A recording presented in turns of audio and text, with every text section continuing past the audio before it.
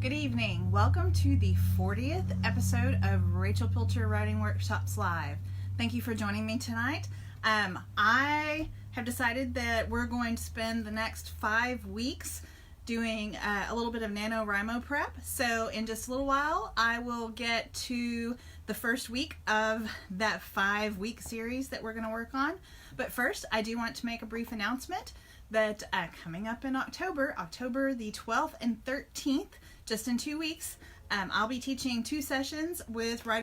So to be able to attend for just under $100, you'll have 2 days of hands-on interactive adventures, plus you'll get some writing advice and writing information that will help you with your work. So my 2 sessions are called An Insider's Guide to Publishing, where I'm going to be talking about what you need to know to work with a publisher, how to get a publisher, what you don't need to do to get a publisher, just all that kind of information that will be actually very, very useful, I think.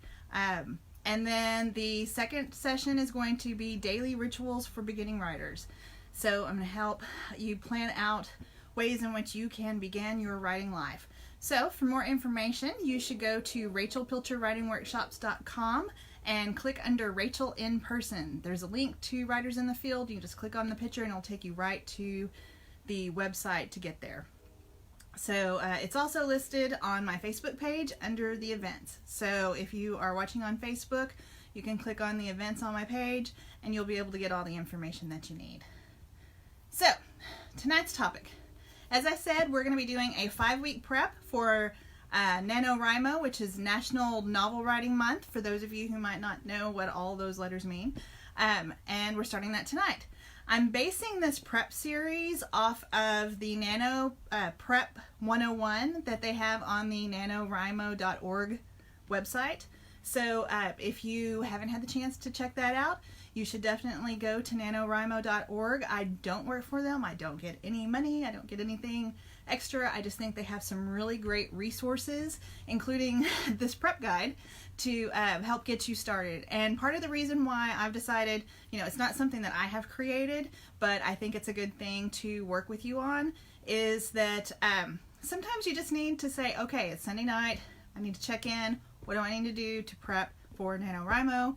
Rachel Pilcher has a thing going on her Facebook page, and let me do that. So I'm hoping that you'll join me through the next 5 weeks to be able to get on and get ready for NaNoWriMo and make your way to tackling the 50,000 words in the month of November.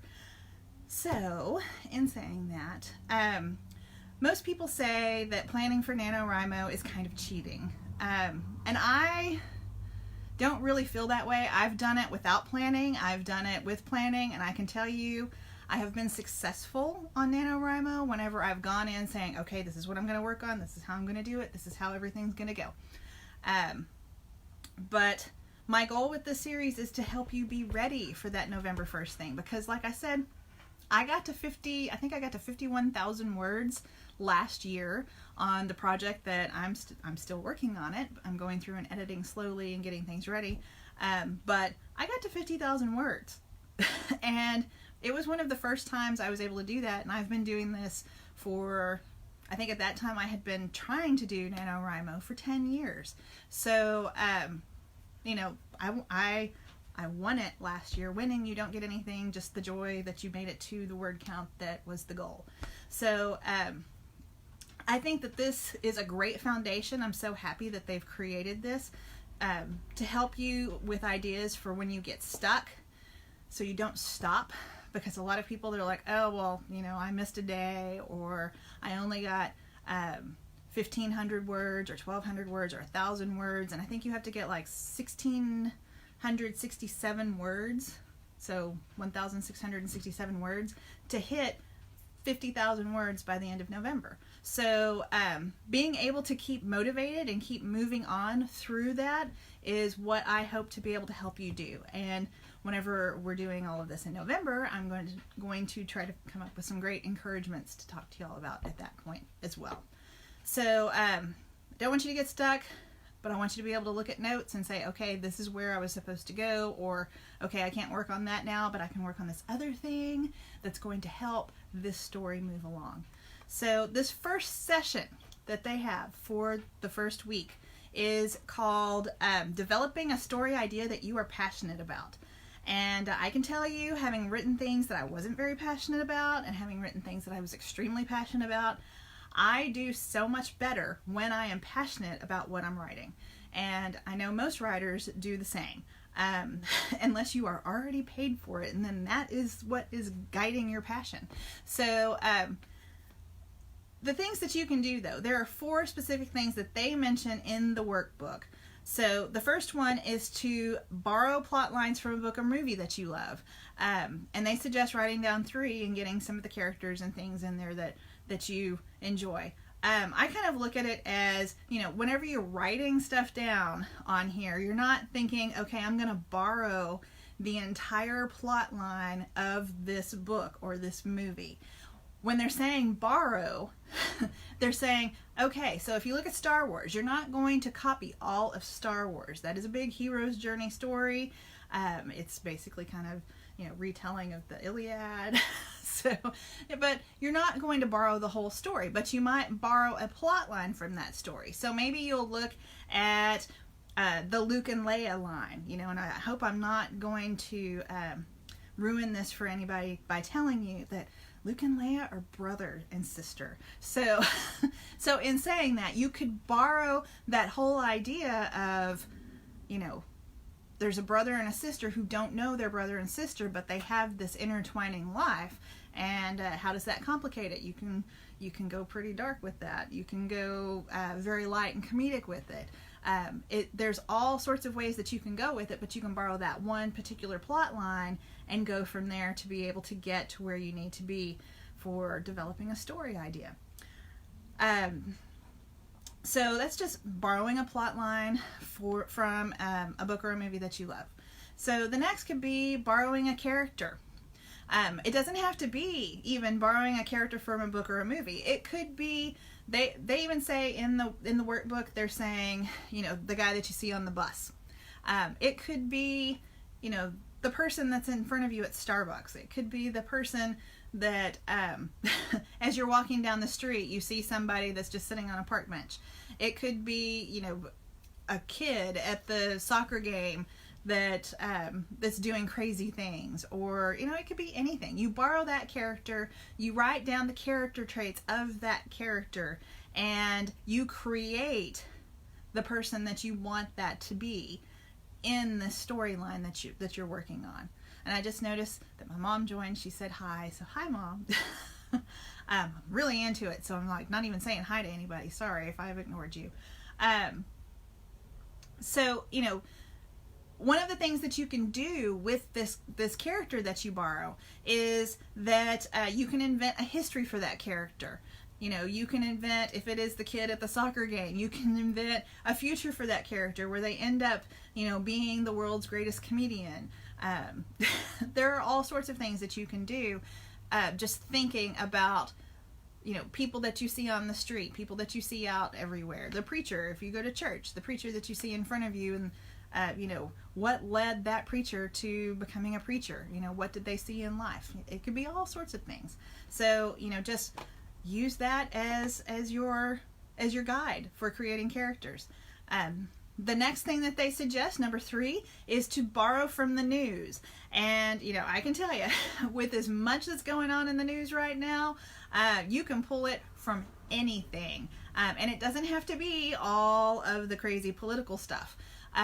Crazy political stuff could happen, though. That could be very helpful. It can be, interrelational, how do Republicans and Democrats get along, how to, how the media is feeding into whatever, it could be anything. It could be anything that has to do with it. Or, you can also look at, David Muir every Friday night has a person of the week, and you can look at the story that's being told through that person of the week story, and you can get a really great idea of what's going on and create a great storyline based on that. So, what is it on those stories that stuck with you, that kept you where you were going, what you were thinking about, what kept bringing you back to that story? And, use that. Use that. Figure out other people that could be involved in it, people that aren't even in the actual news story, and use that as your basis for creating your story that you're going to write for NaNoWriMo. So the last one, number 4, is develop a whole new world. And on their workbook, I'm going to look at it real quick because I'm kind of flying through this much more than I thought I would. They suggest several websites that have that give you photos that you can look at and get story ideas from, just from what's going on in the photo. What do you see in that image? I can also tell you another example if you don't want to look at the websites that they have, or if you look and you're still not finding inspiration. If you're not on Instagram and you're not on Pinterest, you should get on Instagram, you should get on Pinterest because you can get all sorts of ideas from Pinterest. I mean, Pinterest is basically like an idea marketplace anyway. It's just photos full of ideas that you're supposed to get. And if you're writing sci-fi, you can get sci-fi ideas from Pinterest. One of the Instagram pages that I like looking at, I can't remember the name of it right now.